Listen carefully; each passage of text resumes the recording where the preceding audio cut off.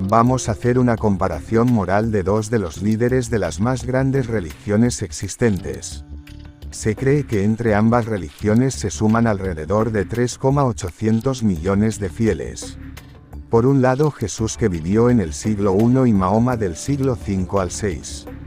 Pero antes de comenzar, le pedimos que sigan nuestro canal para más contenido como este.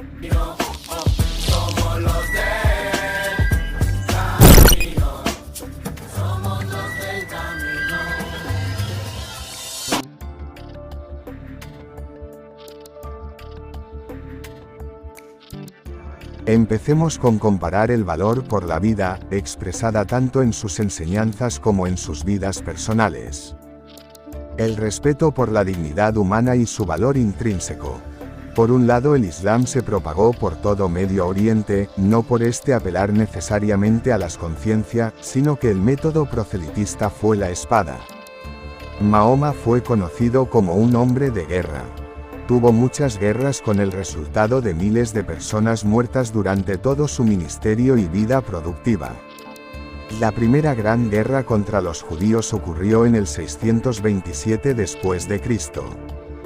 Esa guerra fue llamada la Gran Batalla de la Trinchera. Mahoma se enfrentó a una unión entre judíos y politeístas de la Meca.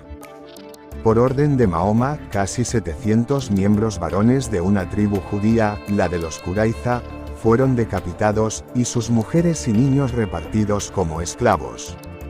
Mahoma dejó unas enseñanzas escritas en el Corán, unos mandamientos perpetuos que trascienden de manera indefinida. Veamos varios ejemplos. Sura 2, versículo 191. Matadles donde deis con ellos y expulsadles de donde os hayan expulsado. Tentar es más grave que matar. Sura 4, versículo 89. Querrían que, como ellos, no creyerais, para ser iguales que ellos. No hagáis, pues, amigos entre ellos hasta que hayan emigrado por Alá. Si cambian a propósito, apoderaos de ellos y matadles donde les encontréis. No aceptéis su amistad ni auxilio. Sura 5, versículo 33. Retribución de quienes hacen la guerra a Alá y a su enviado y se dan a corromper en la tierra, serán muertos sin piedad, o crucificados, o amputados de manos y pies opuestos, o desterrados del país. Sufrirán ignominia en la vida de acá y terrible castigo en la otra. Sura 8, versículo 12. Cuando vuestro Señor inspiró a los ángeles, yo estoy con vosotros. Confirmad, pues, a los que creen. Infundiré terror en los corazones de quienes no crean. Cortadles el cuello, pegadles en todos los dedos. Existen muchos pasajes más de mucha violencia. Quizás un despistado podría decir: en la Biblia hay muchos versículos violentos de igual manera. La diferencia radica en que en el Corán, estos versículos son mandamientos generales para el creyente en todo tiempo. No son mandatos específicos, sino una ley universal. Estos versículos del Corán son los que inspiran a los terroristas. Son llamados extremistas. Sin embargo, son los que verdaderamente cumplen con lo estipulado en el Corán, ya que estos versículos no son alegóricos, que merezcan interpretación. Todo lo contrario, son literales. Irónicamente, la palabra Islam significa sometimiento a Alá, o también significa paz. Ahora vayamos a Jesús. Cómo Jesús manejaba el conflicto y cuáles fueron sus instrucciones. Él resaltó los valores del reino de los cielos. Él enseñó la importancia del perdón. Entonces se le acercó Pedro y le dijo: Señor, ¿cuántas veces perdonaré a mi hermano que peque contra mí? Hasta 7. Jesús le dijo: no te digo hasta 7, sino aún hasta 70 veces 7. Enseñó a tener templanza, mansedumbre y dominio propio. También a dar oportunidades. Bendecid a los que os maldicen, y orad por los que os calumnian.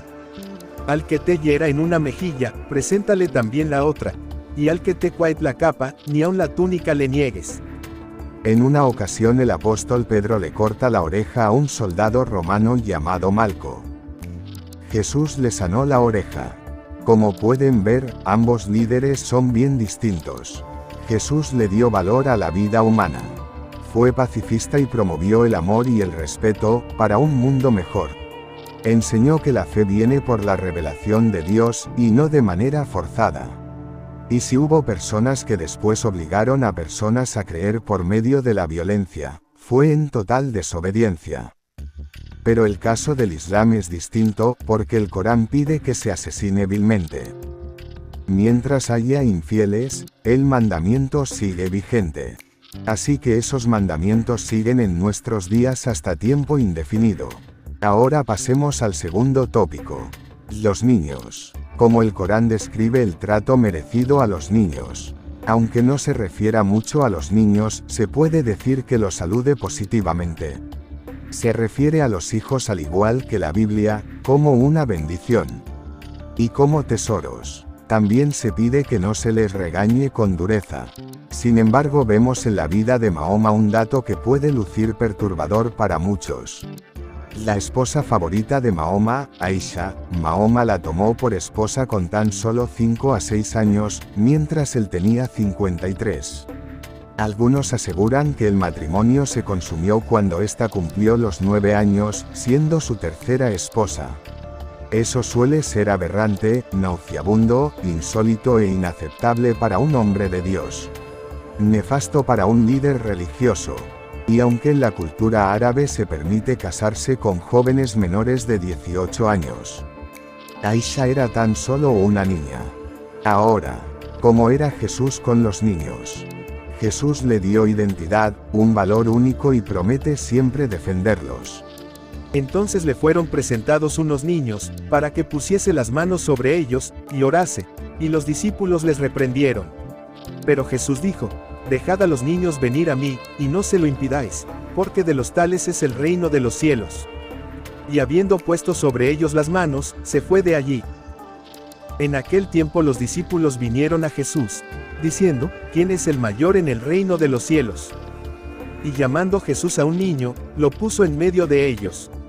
Y dijo: de cierto os digo, que si no os volvéis y os hacéis como niños, no entraréis en el reino de los cielos. Así que, cualquiera que se humille como este niño, ese es el mayor en el reino de los cielos. Y cualquiera que reciba en mi nombre a un niño como este, a mí me recibe.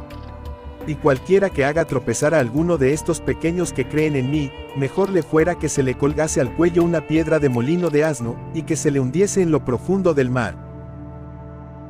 Hay una gran diferencia entre ambos. Ahora vamos a la última comparación. ¿Qué valor le dio cada uno a la mujer? Mahoma era polígamo. Tuvo 13 esposas. Y aunque existen suras en el Corán que hablan positivamente hacia la mujer, también existen varios muy desconcertantes. El adulterio tiene su paga. Lapidación o 100 latigazos. También la mujer podría estar confinada en su casa sin poder salir, hasta que muera.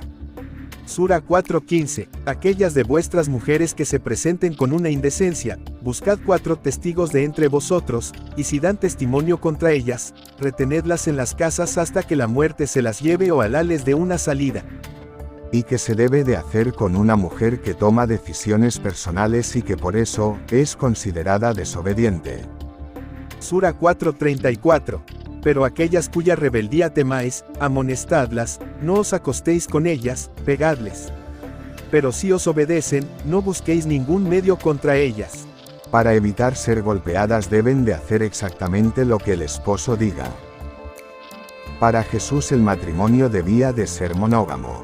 Y era un compromiso inquebrantable frente a Dios. Entonces vinieron a él los fariseos, tentándole y diciéndole: ¿es lícito al hombre repudiar a su mujer por cualquier causa? Él, respondiendo, les dijo: ¿no habéis leído que el que los hizo al principio, varón y hembra los hizo? Y dijo: por esto el hombre dejará padre y madre, y se unirá a su mujer, y los dos serán una sola carne. Así que no son ya más dos, sino una sola carne.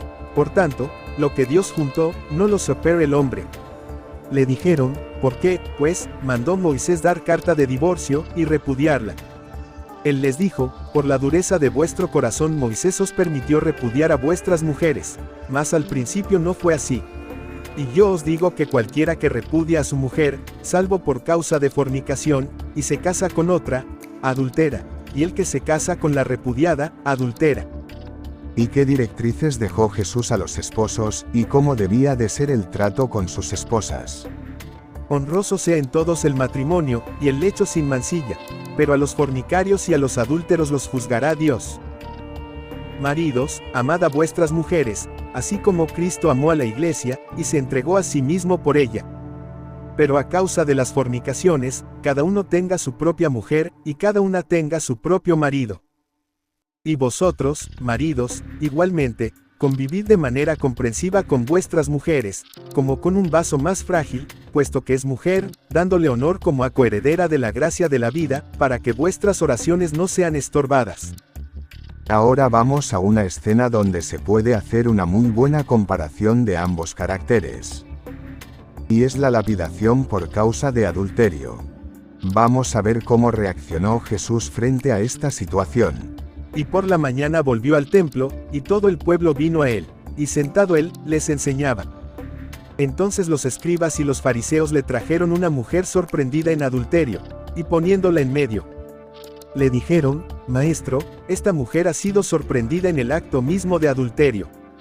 Y en la ley nos mandó Moisés apedrear a tales mujeres. Tú, pues, ¿qué dices? Mas esto decían tentándole, para poder acusarle. Pero Jesús, inclinado hacia el suelo, escribía en tierra con el dedo. Y como insistieran en preguntarle, se enderezó y les dijo: El que de vosotros esté sin pecado sea el primero en arrojar la piedra contra ella. E inclinándose de nuevo hacia el suelo, siguió escribiendo en tierra. Pero ellos, al oír esto, acusados por su conciencia, salían uno a uno, comenzando desde los más viejos hasta los postreros, y quedó solo Jesús, y la mujer que estaba en medio. Enderezándose Jesús, y no viendo a nadie sino a la mujer, le dijo: Mujer, ¿dónde están los que te acusaban? Ninguno te condenó.